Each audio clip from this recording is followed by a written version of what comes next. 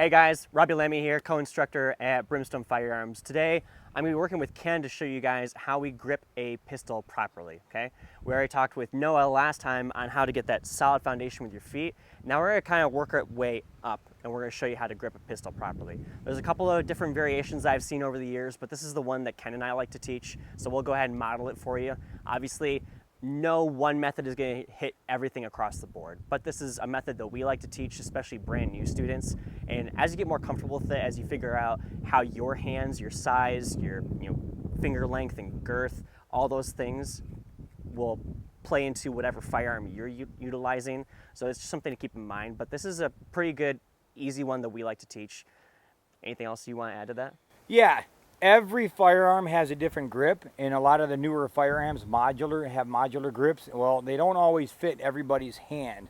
So your hand size does play into your grip, and also if you have injuries, like I have tendonitis, and he has an injured tendon in his wrist. So we have to modify our grips like that, and as instructors, we have to be able to be flexible with our students to make sure that we get the best instruction they have under the conditions that they're operating on. Good?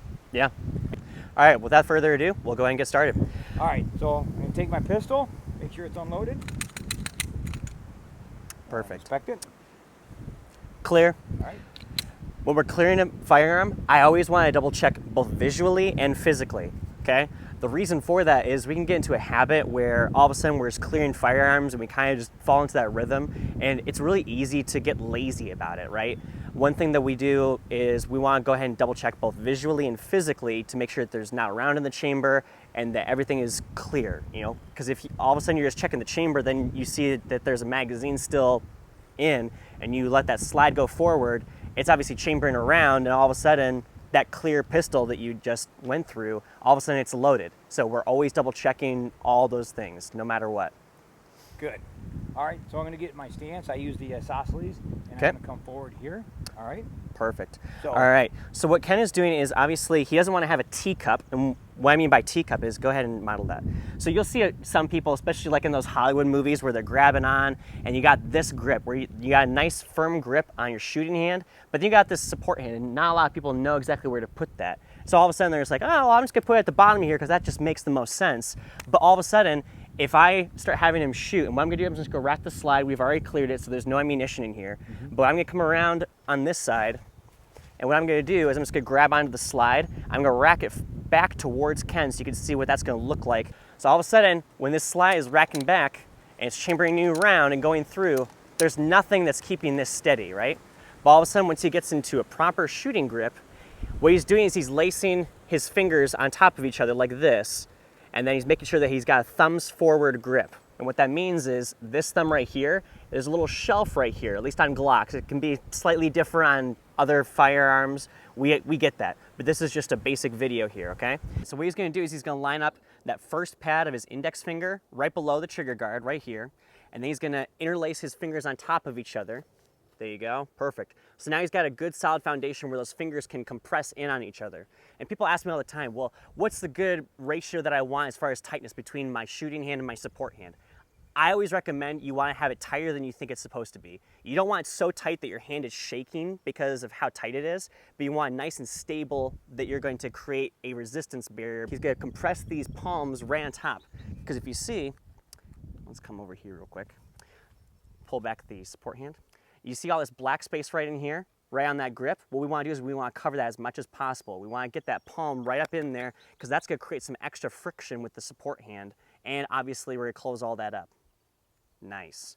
And then what he's going to do is where we're talking about that bore axis along with the forearm, now he's going to create that by having a thumbs forward grip. He's going to rock that thumb forward so it's on the shelf right here, and now that's going to have one contiguous line.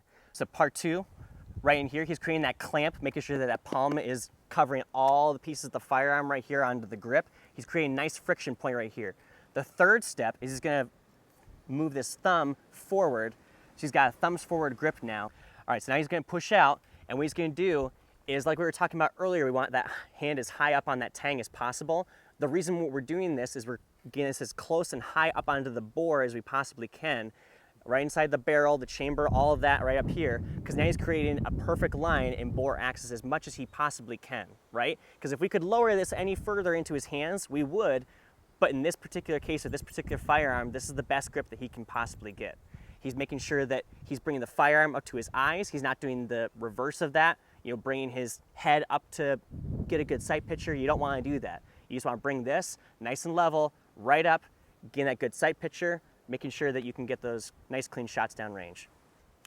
All right, so now that we've shown you what a good grip looks like, what we're gonna do is we're gonna show you what a traditional grip looks like, and I'm gonna rack the slide a couple of times like we did earlier, and I want you guys to pay attention to this front sight post. See how much it may climb or how much it's gonna reciprocate back and forth. It's gonna move all over the place, right? We wanna avoid that as much as possible so we can get those good, clean follow-up shots as quickly as possible. And then we're gonna go and we're gonna show you what that looks like, racking the slide back a couple of times with that proper grip that we just worked with Ken on. So this is a good semi-automatic grip, and everything's fine with this, but in defensive marksmanship, sometimes you need to get multiple rounds down range as fast as possible. So we're just going to modify this grip just a little bit, and it's going to allow us to get shots on target faster. That's all we're doing. 1, 2, 3. All right, now I'm gonna have him go ahead and readjust his grip so it's exactly the same grip that we were working on earlier. And we're gonna do the same thing. 1, 2, 3. 1, 2, and 3. Okay? Pretty big difference to me. Did you feel a pretty big difference, Ken? Yeah, it's pretty good. Okay. Pretty good.